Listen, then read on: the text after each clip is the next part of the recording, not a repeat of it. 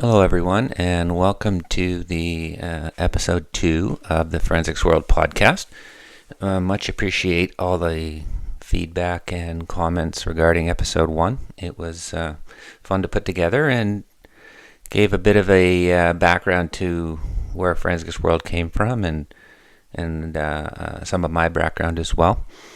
In episode 2, we're going to start talking about some actual forensics-related topics. So, first of all, I want to give a shout out to Lexi in Bloomington, Illinois. Lexi is a long time Forensicsworld follower on the Instagram account, and has always got interesting comments and feedback for the posts. So probably one of the first 5 or 10 followers I ever had, and as I say, that was years ago now, so thank you, Lexi, and we'll continue to chat here and there. All right, so for today, let's talk about smells. And when I asked for questions a few days ago, one of the questions was, well, how do you deal with all the smells, and how do you deal with all the odors of your job? And I'll be honest with you, I'm okay with seeing blood. I'm okay with seeing bodies. Really, nothing really gets to me. However, smells, I would say easily, we could say that was the most challenging aspect of the job for me. And my sense of smell, my sensitivity to smells, anyways, was more than I had expected, and I think that for me was a bit of a double-edged sword. I could, pick up an odor of an accelerant, or pick up an odor which was related to an investigation. However, at the same time, the smells sometimes really got to me, and that's a natural slide into PPE and the overall category of PPE, personal protection equipment. And for me, I would say it was partly PCE, personal comfort equipment, because there were times when I really was thankful that I had my PPE on for various smells. When you think about PPE for smells, the equipment does a few things for you, and as I say, it'll protect and it'll add a little bit of comfort. The lowest level would be like the paper kind of COVID mask. Really, in my experience, does nothing for taking care of environmental smells. It may prevent some particulate matter from entering your system, but I don't think it's going to do much more. The next level will be the N95 mask and or similar type products, and they have sometimes will have a small little filter in the front of them. They're the round paper white, typically with 1 or 2 elastic straps that go around the back of your head. They're pretty good. They provide a pretty good seal, and they'll often have a little piece of metal over the nose that you can bend to help keep it a little bit tighter.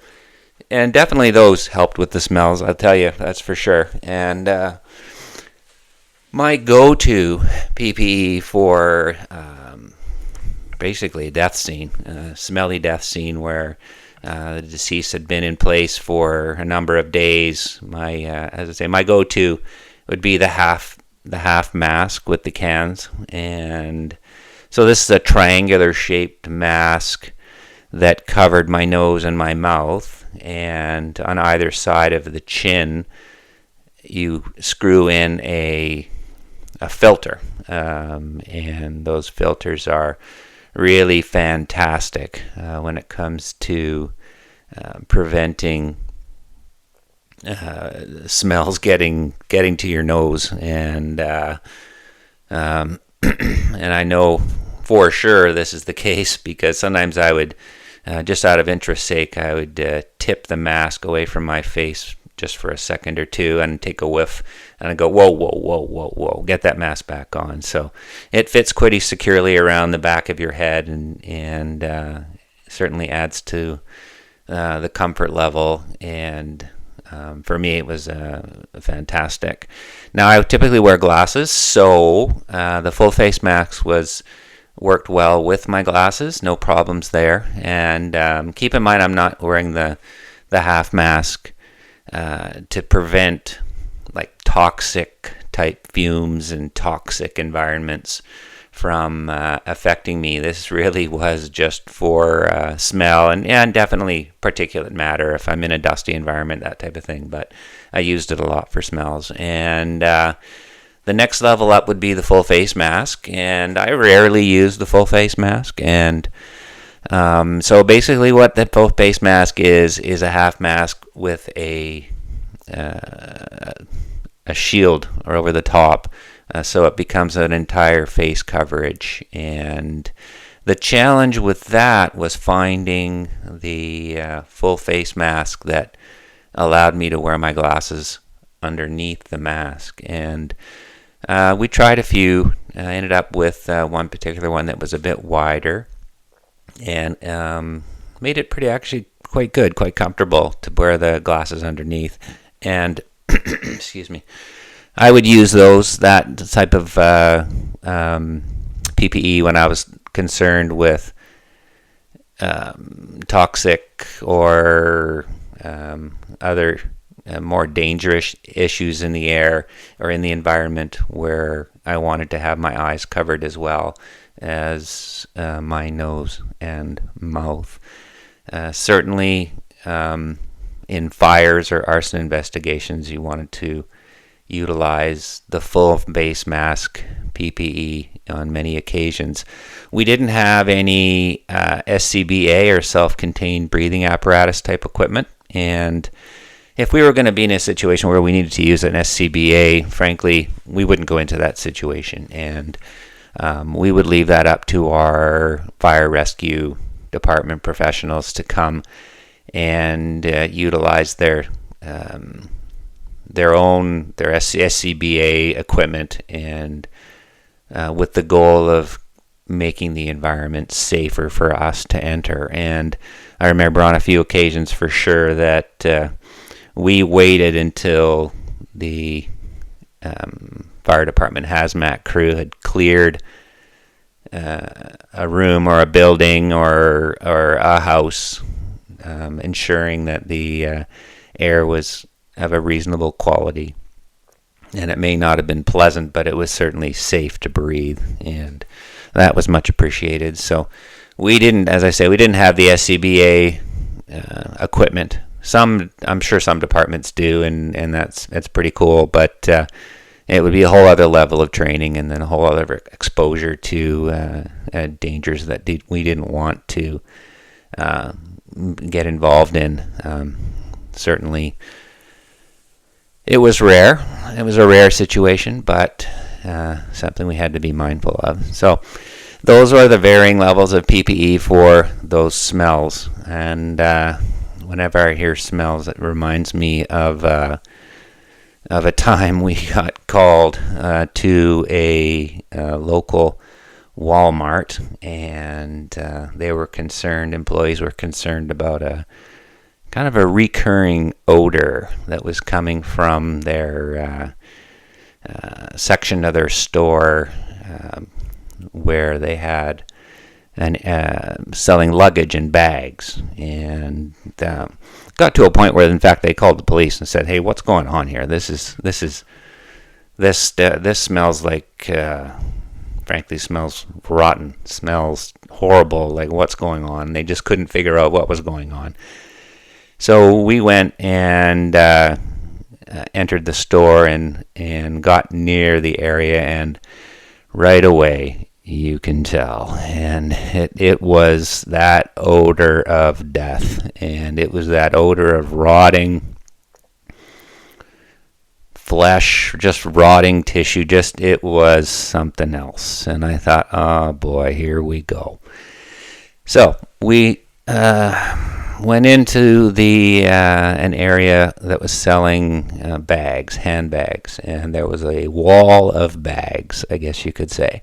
So imagine a number of shelves and a wall with bag after bag after bag, kind of a handbag type thing, about the size of a bowling ball, which is a bit of a tip, a bit of a bowling ball, and we then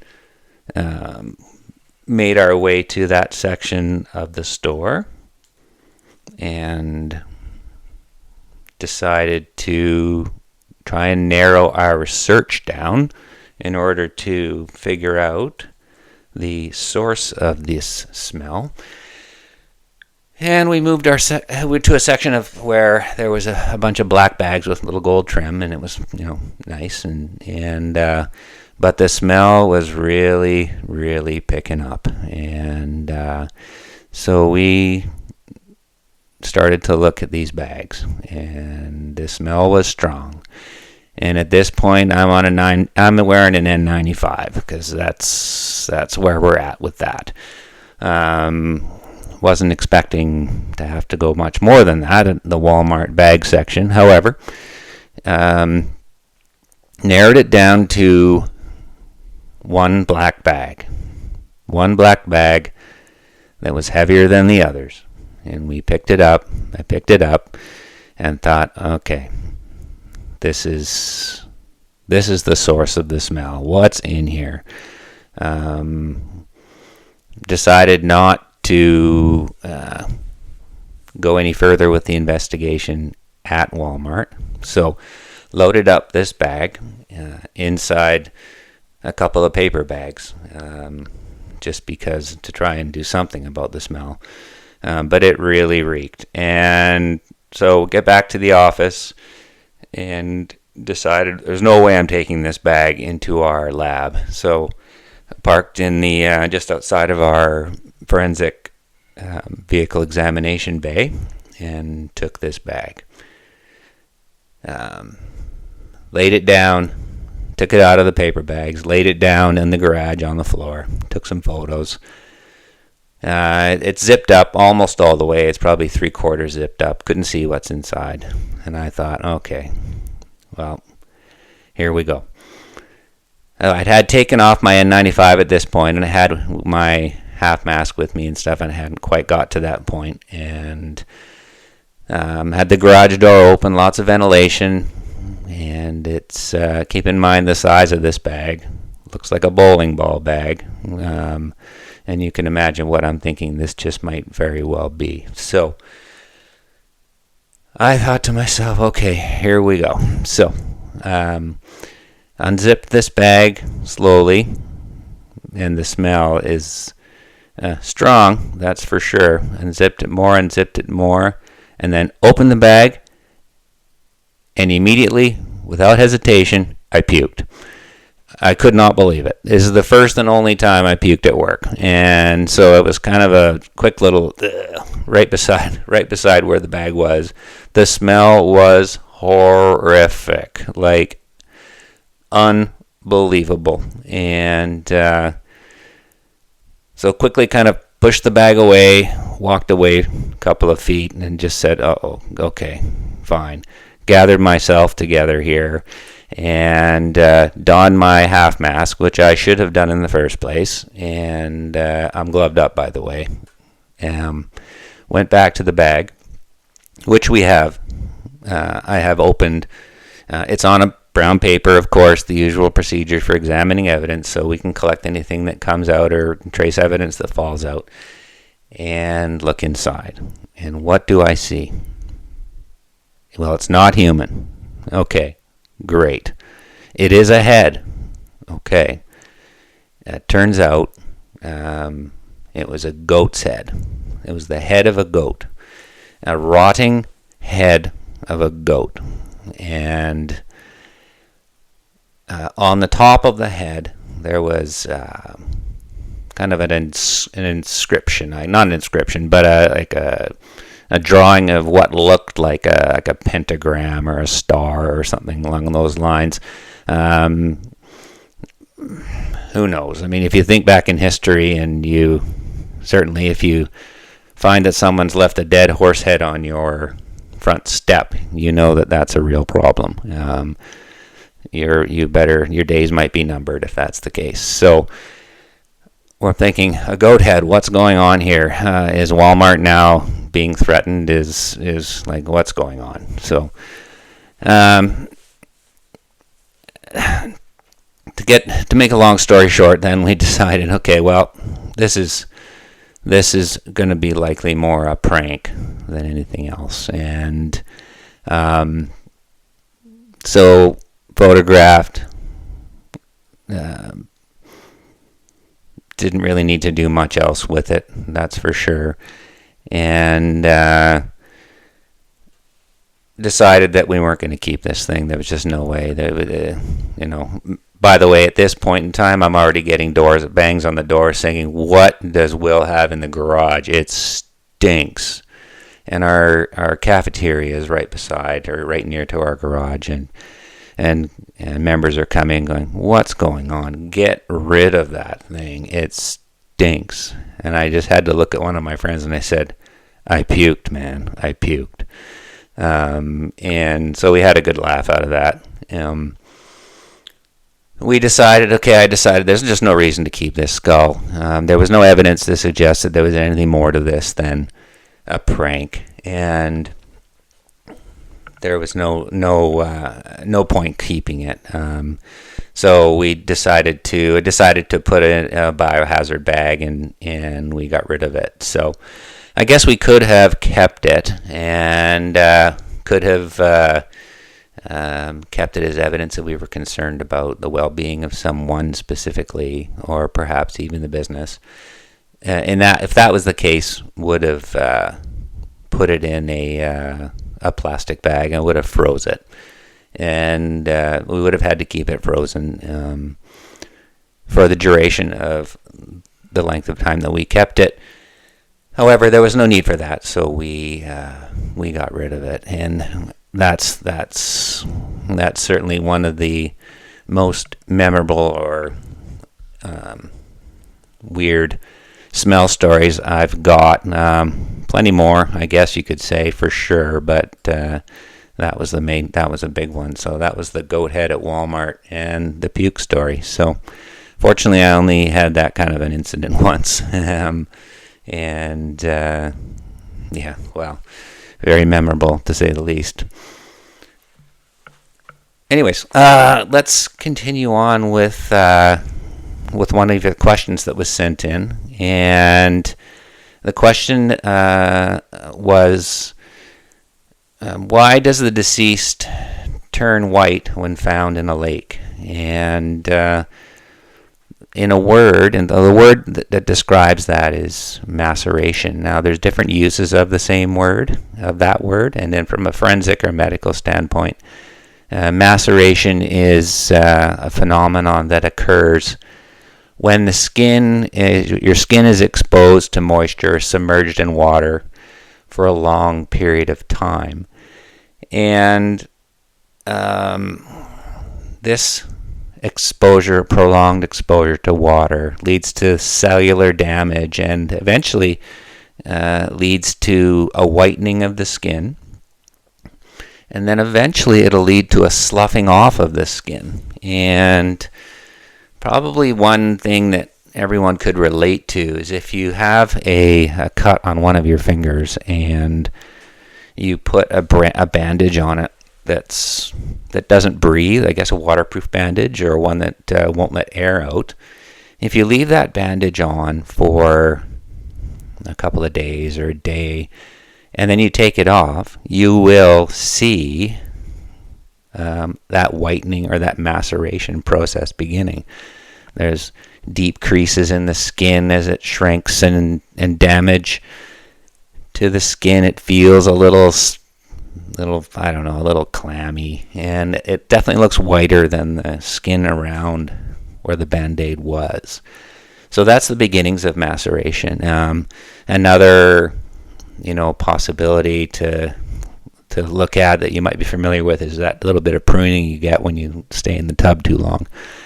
Think of it on the extreme case. If your body is submerged in a lake, or you body dump in a lake, something along those lines, and an entire body will start to get that maceration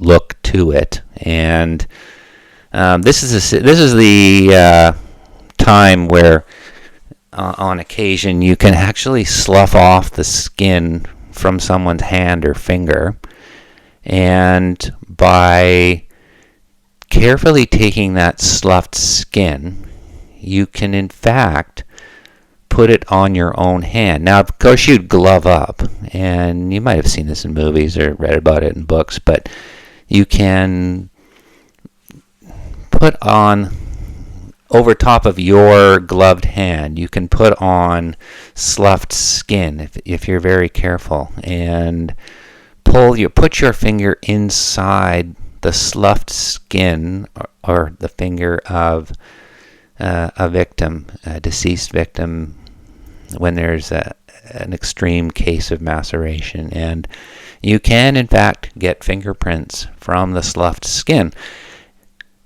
which can be used to identify the body. And I've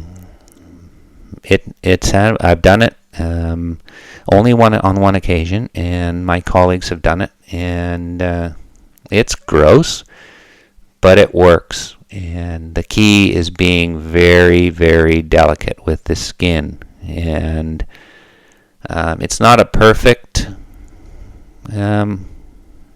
removal, or it doesn't slough off perfectly, but quite often you can get enough where you can get a nice print out of it. So that is what happens to skin, and why a deceased or a body might start to turn white or white-ish when it's prolonged exposure to water or found in a lake, as per the question. So anyways, that's going to be a wrap for episode 2. And as I say, I thank everyone for listening and thank everyone for participating. I encourage everyone to comment, send a DM, anything along those lines. If I make a call out for questions, I'll take one or two of them and go into a little bit more detail on a future pod. I know one particular topic which has always comes up with lots of questions, is career pathing, and how did I get to where I was, specifically in regards to training and the career path to get into the forensics unit and to spend so many wonderful years in that unit. Remember, our theme is Learn Something Today, and I hope that you've been able to take something from today's episode and keep it in the back of your mind and increase your forensic and crime scene investigation knowledge. Again, thanks very much for listening, and we will talk again soon and talk to you next time. Thank you.